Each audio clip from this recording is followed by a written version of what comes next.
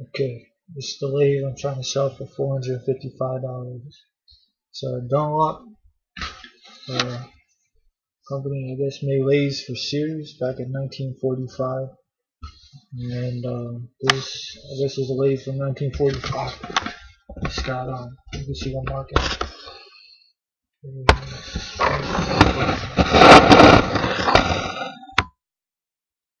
I don't know, see Sears Dunlap 1090703. It's a long bed model, 18 inches between centers.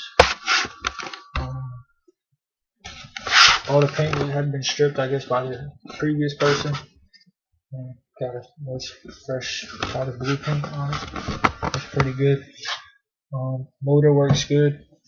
I hooked up a cord and a switch box, so you could so you don't gotta mess with these wires here. 3-volt plug. I don't know what size motor it is. Maybe half horsepower. It's got all the specs on the side. This is AC motor, 1/4 horsepower. So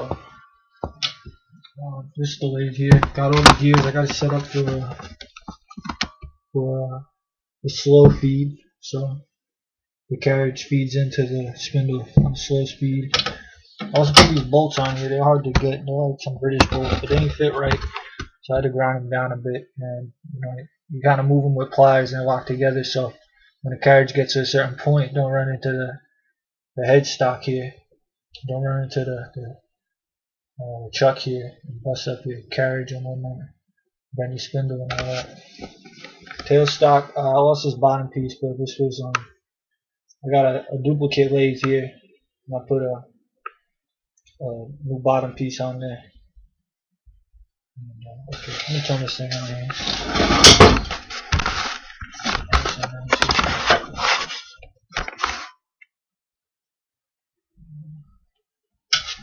Neutral now. Feed.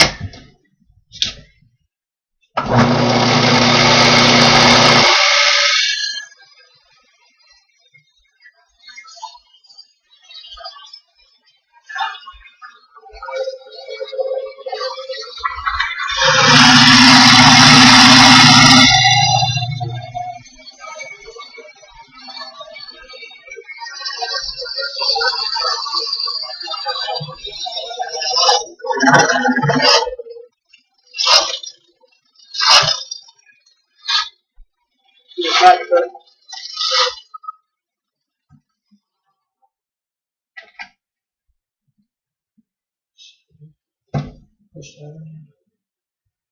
Cut.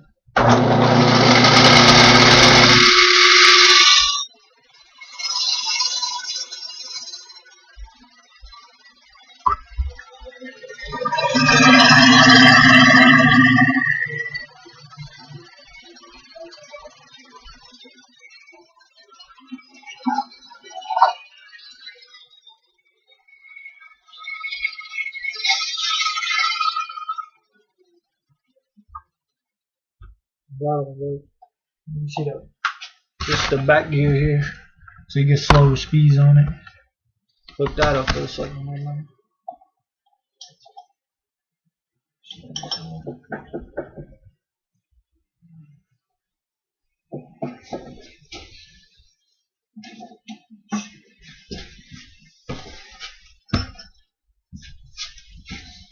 The plunger right here. Put that plunger right here.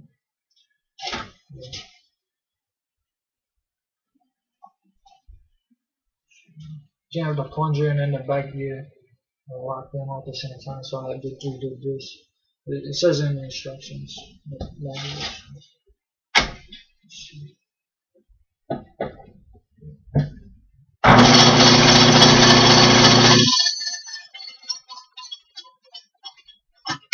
So neutral.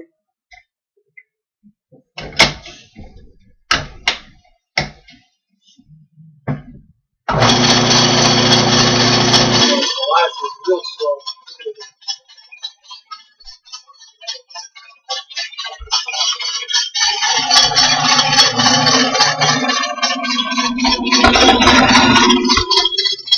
Maybe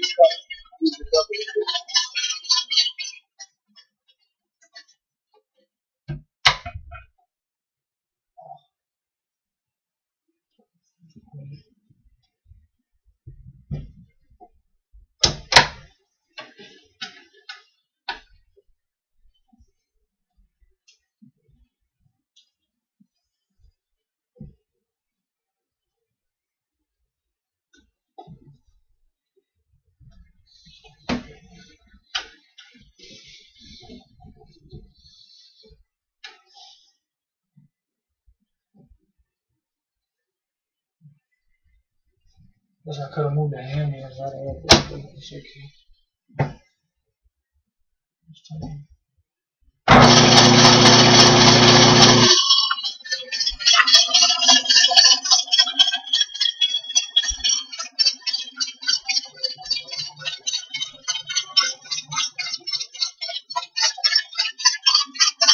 Whoa.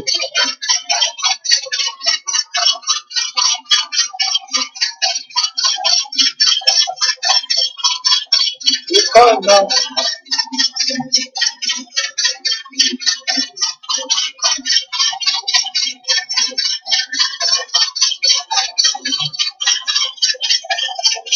Whoa. Yeah, watch that thing right there. This should work. This one lock it down to the center thing. And just like that. And like that. These things are adjusted one direction or the other. You do off center stuff. So I got these gears all set up for that. I got extra stuff that comes with this lathe too. I got this belt, which I could either sell with the lathe or give you both belts for $5 extra. This belt. This whole set of change gears here. So I got all the gears for the lathe, every single one. I got extra gears too. I want extra gears. Most of them are on here. Yeah. Screwdrivers I'm trying to sell.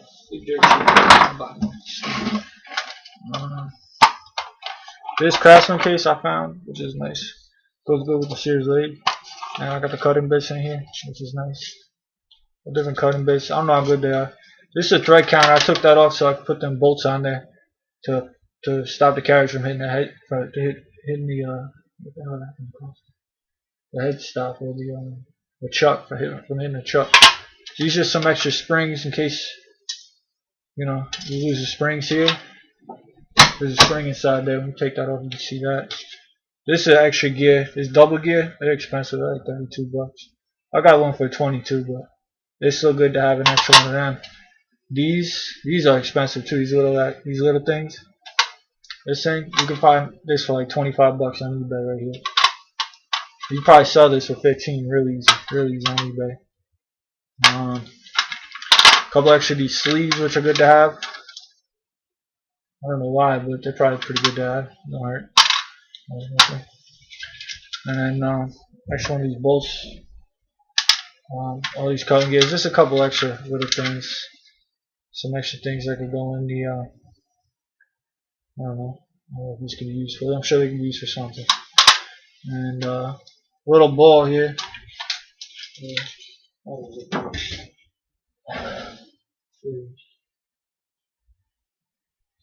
Little ball here. I can go in for the plunger to hold the plunger. I made the plunger myself off this lathe here. So I mean, I don't know how good of a quality I did. I kind of tried doing it fast and not making a lot of noise, piss off the neighbors. But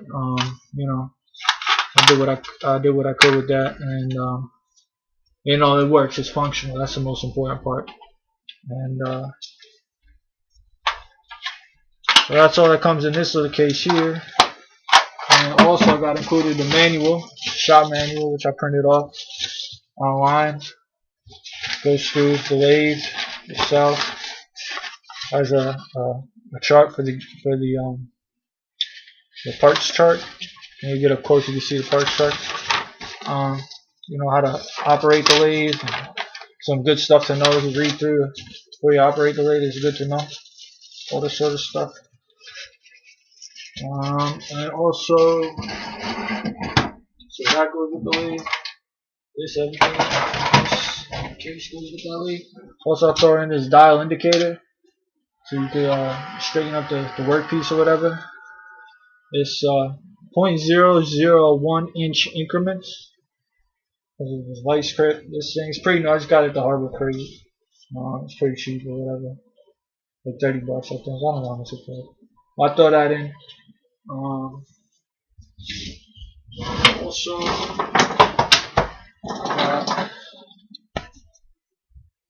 Also, I got this thing here. This comes with a bunch of stuff. It's got this extra piece which will go under the tailstock. This piece here, which would a new lever in case the lever breaks. This is, I guess, an old lever that came with it that broke. So, a couple pieces, a bunch of stock to practice on and do some work on or whatever. So make something.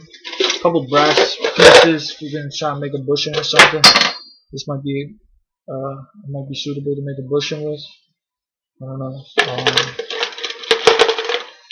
Just a couple pieces of brass, mostly steel. Some of that I threw in the fire and see if I could anneal it. If it wasn't annealed already, I wasn't sure. Maybe one piece is hardened or whatever in there, something. But that all comes with it. And this parts leg comes with it too. It's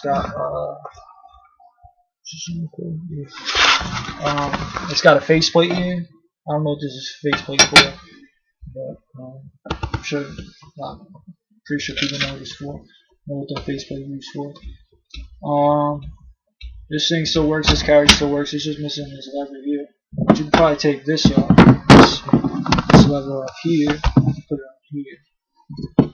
And this center look real rusty. You probably get one of them for pretty cheap. But it's still there if you want to put the torch on it and some oil or something. This piece right here, this looks like it's a good piece to use. This main screw, still solid. The carriage is solid. I don't know about the spindle. I ain't checked the spindle on it. But this piece is still solid too. If you want to try and make a one of them double geared things or whatever. And you know, this whole base is solid and the headstock is solid. It just has this rusty you know, this lead paint on it. So that's the only thing about this right here. See, there's all the stuff I'm trying to sell with this right here. All that. All this. This wooden base, not the table. Not the table. I'm trying to show the table. This wooden base. All this here. All this here. All this stuff. Alright, you got the oil cups and everything. The oil cups. Nice to have. This all works. What else? Oh yeah, this thing right here. Like the guy I got it from put a aftermarket piece. I put this wing nut on here, which is a good thing. You can adjust it real quick and start throwing lamps on there. Let that come off real quick. And let me see. It is brass or something. It's really pretty quick through there. You know, brass side easier on the steel than the original cast iron one.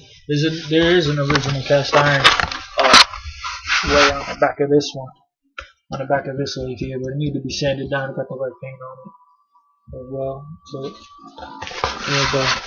the cast iron, the original cast iron. I got one of them too. So that's about it. That's for sale. I'm trying to sell this, get myself a bigger lathe so I can do more precise work on.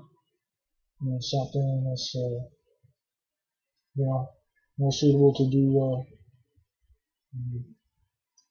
more bigger work, heavier work, and more precise work.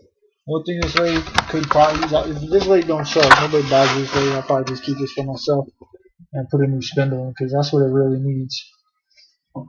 What I think would do this lathe good justice would be a solid spindle and the chuck. Either to reuse this chuck or to get a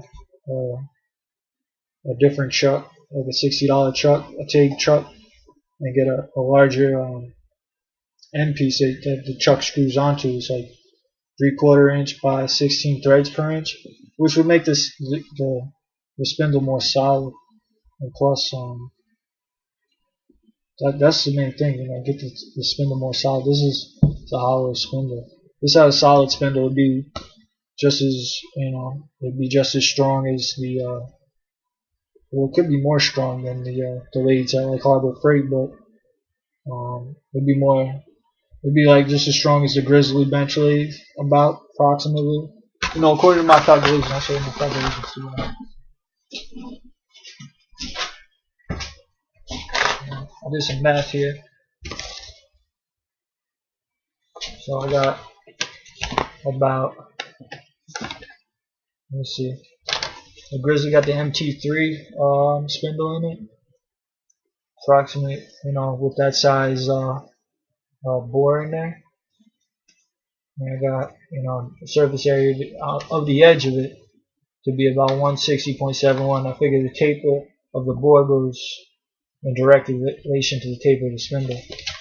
Now this spindle, oh yeah, this spindle, a solid spindle, I got about 155.43. So that's about the surface area, and it's a straight spindle. It doesn't have any taper to it. So I figured that'd be just as strong as this MT3 spindle. I don't know if you can see this.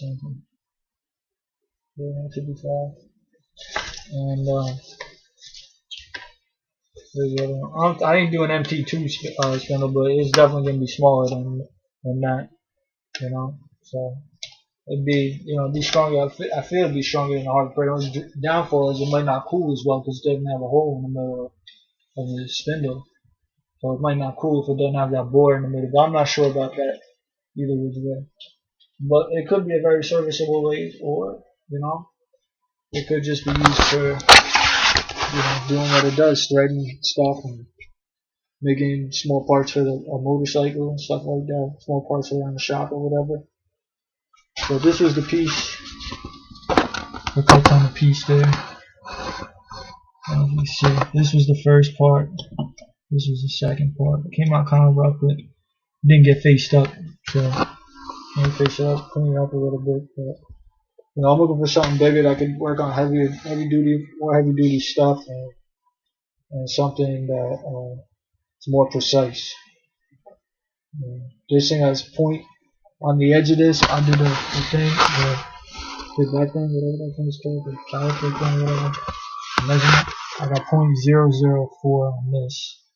So, I mean, like I said, I could use a new spindle, but you could do work on it now the way it is. You just can't be very, very precise with it. So, that's it. That's what I'm trying to sell. Anybody trying to buy it, let me know.